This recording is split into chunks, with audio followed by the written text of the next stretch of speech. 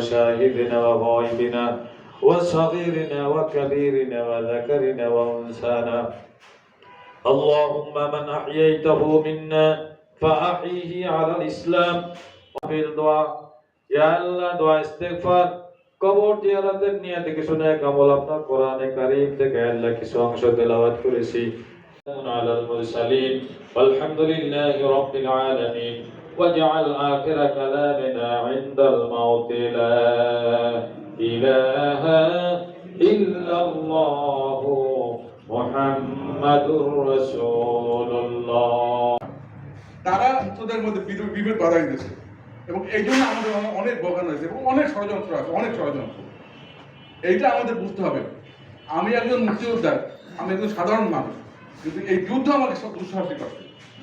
আমি সুলতান সর্দার বলতে গেলে অনেক সময় লাগবে। কিছু রাজনৈতিক বক্তব্য দিয়ে গেছেন আমাদের আলমগীর সাহেব, কিন্তু আমি রাজনৈতিক বক্তব্য দিতে গেলে অনেক অনেক অনেক সময় লাগবে। এই জন্য বেশি সময় নেওয়া না। গাজীরুজ্জামান বাবু তেনার বাড়ি হলেন চলছে গাজীবাড়ি এবং সে চলছে গাজীবাড়ি থেকে তার নানা বাড়ি ছিল ভান্ডারিয়া। সেই ভান্ডারিয়া নানা বাড়িতে বেশিরভাগ অবস্থান করতেন এবং সেখানে লেখাপড়া করতেন। পরবর্তীতে সে পিরিজপুরে আসেন। পিরিজপুরে আসার পরে কিন্তু এই ভাষানিক মধ্যে রাজনৈতিক হাল ধরেন। তৎকালীন সময় পিরিজপুরের সিনিয়র রাজনীতিবিদ ছিলেন আমাদের এই অঞ্চলে মরহুম অ্যাডভোকেট শহীদুল আলম দেব। তারপর ছিলেন লুৎফুল কবির দুলা, আমাদের এক বড় ভাই, ওবায়দুল কবির বাদলের ইমিডিয়েট বড় ভাই। আর ছিলেন ফজলুল হক খোকন। এই কয়জন ছিলেন আমাদের তখনকার নেতা। আমরা তখন বামপন্থী রাজনীতি করতাম। সেই রাজনীতির সময় আমাদেরকে পরিচালনা করছে ফজলুল হক খোকন, লুৎফুল কবির দুলাল, শহীদুল আলম নিরুশেখ ছিল খুলনা তৎকালীন বিভাগের সে নেতা। সেই নিরুভাইয়ের নেতৃত্বে এবং তার গোড়ায় নেতা ছিলেন কাজী জাফর আহমদ সাহেব, আমাদের মুরব্বী ছিলেন মাওলানা আব্দুল হামিদ খান ভাসানী, এই রাশেদ খান মান্নান সাহেব ছিলেন, বাগেরহাটে ছিলেন রফিকুল ইসলাম খোকন এবং আমাদের শামসুদ্দৌলা সাহেব মুক্তিযোদ্ধা টুয়াইসি ছিলেন সুন্দরবন সাব সেন্ট্রাল কমান্ডার, উনিও ছিলেন ভাসানী সাহেব। আমরা সবাই একই রাজনীতির পথে প্রদর্শক ছিলাম এবং তাদের অনুসারী ছিলাম। তো যাই হোক, গাজীরুজ্জামান বাবুর মুক্তিযুদ্ধের ইতিহাস, ব্যক্তিগত ইতিহাস, রাজনৈতিক ইতিহাস, বাবুর কাছে রাগ, ক্ষোভ, দুঃখ খুবই কম ছিল। রাগ হইলে উল্টাপাল্টা গ্রুপিং করছে, কিন্তু ওর বাতে কি হয়েছে কি কম। কিন্তু এই একটা জিনিস আমি তার মধ্যে দেখছি, রাজনীতি করতে হলে যার মধ্যে রাগ ছিল না, জেদ ছিল না, ক্ষোভ ছিল না, সে গাজীরুজ্জামান বাবু। বাগেরহাট ডাক বাংলায় যখন ক্যাপ্টেন শাহ আলম এসএমএলের 41 নম্বরের লুৎফে খালেদ রবি এবং জামাল হক রুমমেট ছিল মনে, আর তৎকালীন দার্জিলিং ট্রেন ছিল লেফটেন্যান্ট আরিফি, বাগেরহাট ডাক বাংলায় তাদের সাথে কথা কাটিয়ে হতে হয়। যার কারণে কথা কাটিয়ে হওয়ার কারণে গাজীরুজ্জামান বাবুর গ্রেফতার হয়। অনেক ইতিহাস। যাই হোক, মুক্তিযোদ্ধা হিসাবে আরো মুক্তিযোদ্ধা দক্ষিণাঞ্চলে যাচ্ছিলেন, আমার মনে পড়ে মেজর দলিল সাহেবের কথা। কথা বলার ছিল, সময়ের কারণে লক্ষ্যে দক্ষিণাঞ্চলীয় উপকূলীয় মুক্তিযোদ্ধা সমিতি করেন এবং যার চেয়ারম্যান ছিলেন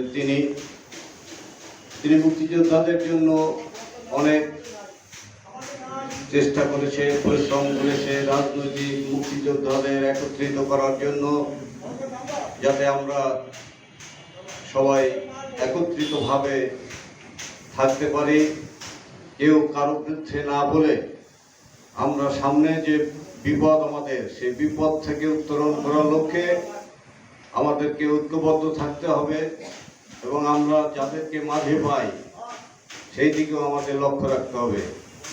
এই পর্যায়ে এই দোয়ার আয়োজন করেছেন, এই জন্য আপনাদের কাছে আমি আন্তরিকভাবে কৃতজ্ঞ। দীর্ঘ 1.5 ঘন্টা আপনারা ধৈর্য সহকারে এখানে বসে আছেন, আর অল্প কিছুক্ষণ পরে একটু দোয়া হবে।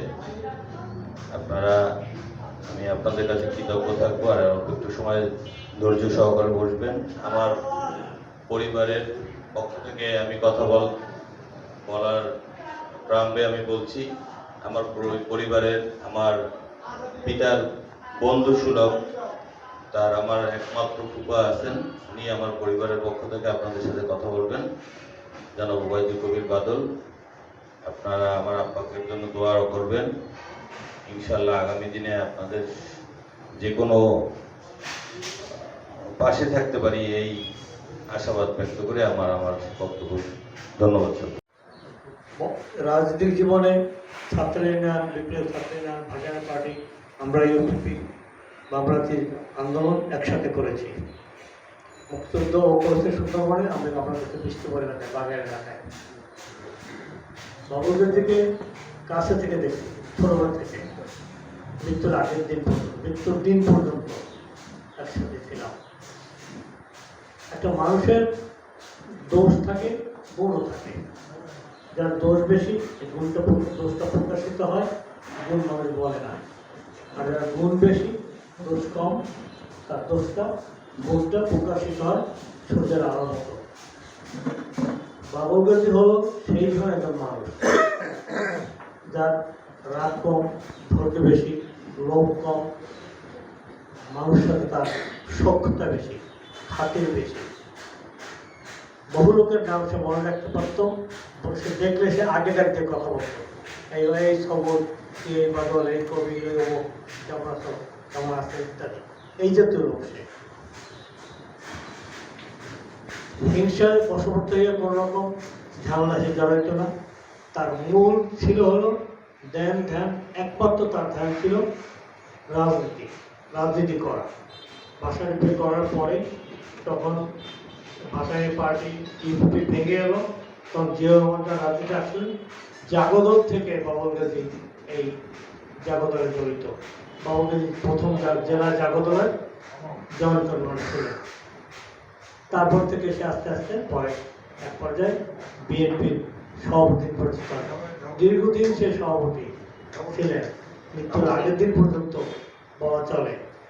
অর্থাৎ কেন বলা চলে যে যখন সে একেবারে বিছানাতে উঠতে পারতেন না, তখন তারই মতামতে নতুন এই আলমগীরদের কমিটি গঠিত হয়। তার আগ পর্যন্ত তিনি ছিলেন প্রেসিডেন্ট। মন খোলা মানুষ, ভালো মানুষ, কথাবার্তায় চলনে বলনে নির্লোভ মানুষ। কেন নির্লোভ বলি, তাকে জিয়াউর রহমান জিজ্ঞেস করছিলেন, আমি ছিলাম সাথে বঙ্গভবনে, যে এই গাজী বাবু কিছু না তো, তারপরে 7,500 টাকা দেন, 7,500 টাকা দেওয়া আপনাদের দেনা আছে, বাবু যদি বলতো আমাকে 750 কোটি দেন, যে লোকটাকে 750 কোটি টাকায় দিত।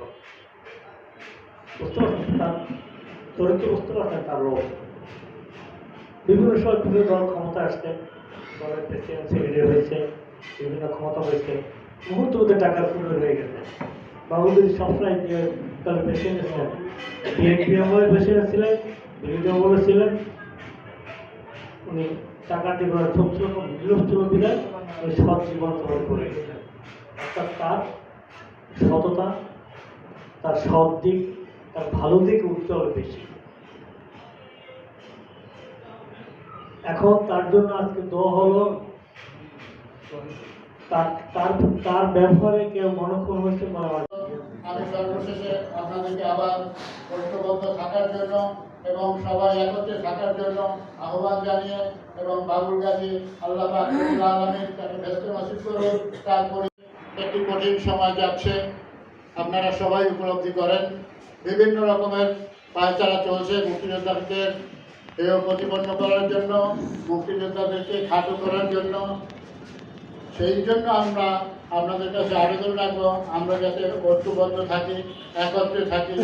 69-এ গণ আন্দোলন হয়েছে, এরশাদকে উৎখাত করা হয়েছে, ইয়াহিয়া খানকে উৎখাত করা হয়েছে, তাই আন্দোলন দুটি ভিন্ন রয়েছে। এটা আমাদের বুঝতে হবে। আমরা জাতীয় পতাকা, আমরা জাতীয় সঙ্গীত, সংবিধান এবং ধর্মনিরপেক্ষ একটি দেশ হিসেবে আমরা দেশটিকে তৈরি করেছি। আর ওনারা শুধু একটি সরকার পতন করেছেন, স্বৈরাচারী সরকার পতন করেছেন। এইটা হলো এই দুইটি আন্দোলন।